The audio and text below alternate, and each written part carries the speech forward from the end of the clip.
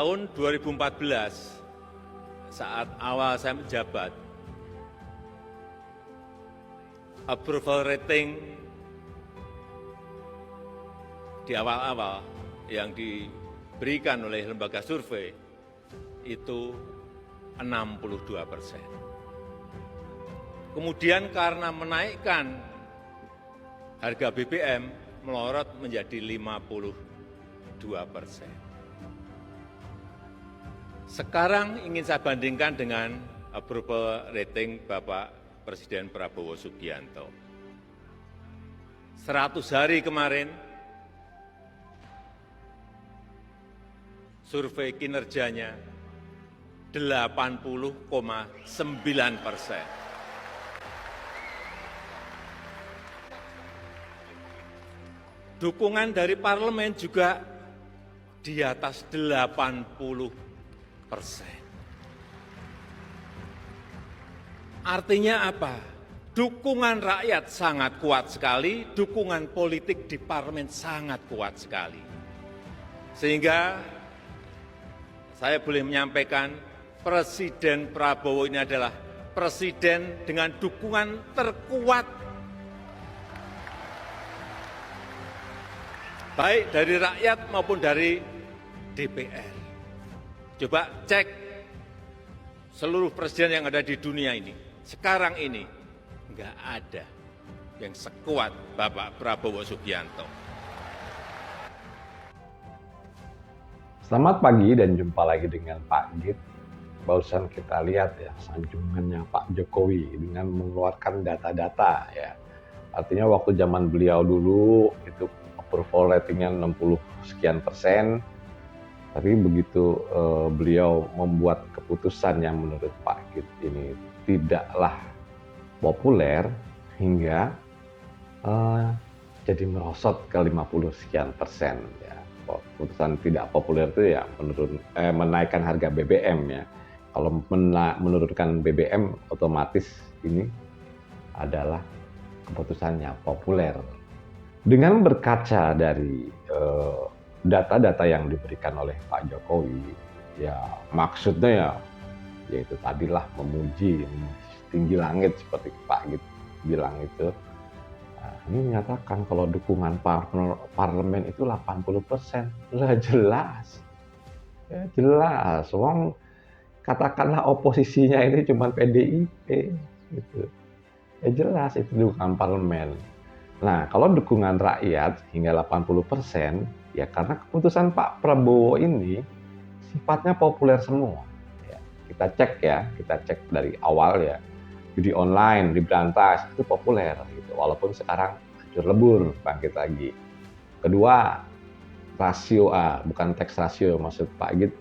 Yang dia mempunyai tax ratio di 23%, targetnya tuh di situ, itu tidak jadi menaikkan PPN. Nah ini kan populer, yang artinya beliau lebih mementingkan keputusan yang populer timbang target politiknya.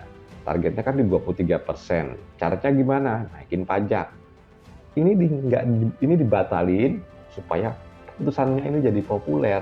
Artinya pasti rakyat suka, wah Pak Prabowo membatalkan pajak. Kita nggak tahu strategi berikutnya apa. Nah, kemudian juga PLN di bulan Januari, di bulan Februari ini yang di bawah 2.200 itu mendapatkan diskon 50%. Dan yang terakhir yang sangat-sangat populer itu adalah mencabut pagar laut di Tangerang. Walaupun hasil dari kepanjangannya ini itu tidak kelihatan hasilnya. Artinya harusnya bisa diselesaikan seminggu mencari kesalahan, nah ini tidak dikerjakan lah itu. Jadi data-data itu kalau disinkronisasi artinya dengan keputusan-keputusan yang beliau buat ini sudah difikirkan oh Pak Jokowi dulu membuat keputusan tidak populer yaitu menaikkan harga BBM turun ke 50%. Nah, ini kan putusan kalau naikin pajak ini tidak populer. Ini dibatalkan dulu aja deh. Ya, targetnya mungkin nanti ya. Karena kenaikan pajak ini PPN 11 ke 12% itu udah diatur di Undang-Undang tahun 2001. Jadi PPH, PPN naik ke 21%, kemudian PPH-nya juga diturunkan, ini udah ada aturannya.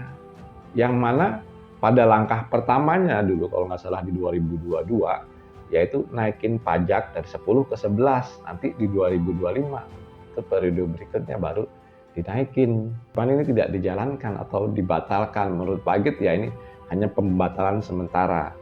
Karena kalau secara logika, untuk menaikkan rasio pajak, harus juga menaikkan PPN. Untuk dukungan politik ya jelas ini di 80%. Jelas banget ya.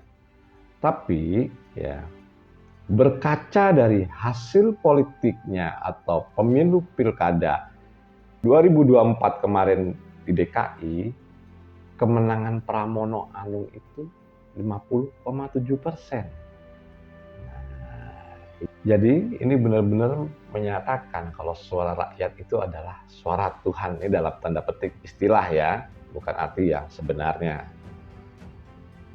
Pramono Anung ini itu cuma didukung 2 partai. Pramono Anung ini dan Rano Karno itu cuma didukung 2 partai, yaitu PDIP dan Hanura. Sisanya 14 partai ini mendukung Ridwan Kamil. Nah, sedangkan yang satu lagi kan independen. Jadi besok di 2029 bisa aja seperti ini terjadi. Jadi dukungan partai itu banyak tapi belum tentu menang. Ya kita bisa lihat di DKI, walaupun DPRD DKI itu yang menang, DPRD DKI itu yang pertawannya PKS loh. Mendukung di Ridwan Kamil partainya.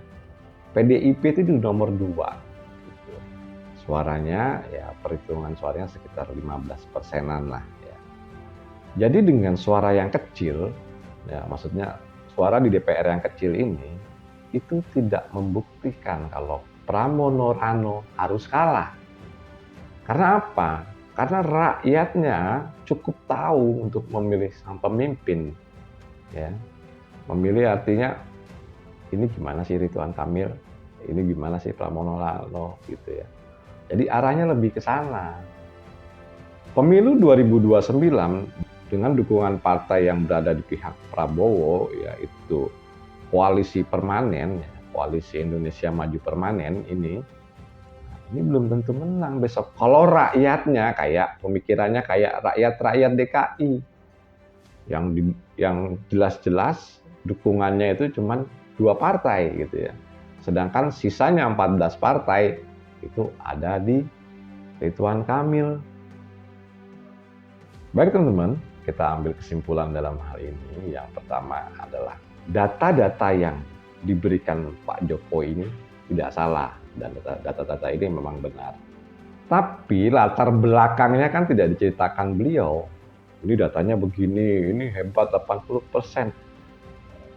Jujur saja ya, dengan dukungan Jokowi ini bisa terjadi di situ. Bisa mencapai waktu pemilu bisa di 58% satu putaran itu kan. Dengan salah satu adalah kepopuleran Jokowi, ya kita tahulah ya seperti dana bansos, kemudian dengan partai coklat, itu kan semua beraksi. Jadi beliau ini tidak memberikan apa sih sebenarnya latar belakang hingga seperti itu. Yang dikeluarkan cuma datanya aja, nah kita korek datanya. Gitu. Nah, kesimpulan terakhir adalah dengan data tersebut, yaitu dukungan dari parlemen 80%, ini bukan berarti nanti di 2029 beliau bisa menang. Ini udah contoh kasus ya. Contoh kasusnya itu adalah di DKI, yaitu dukungannya itu dikit, dukungan dari parlemen, tapi dukungan rakyat yang penting. Dari sini kita berharap rakyat Indonesia nanti di 2029 itu secerdas rakyat di DKI Jakarta. Oke teman-teman, menurut Pak Git cukup sekian dan terima kasih.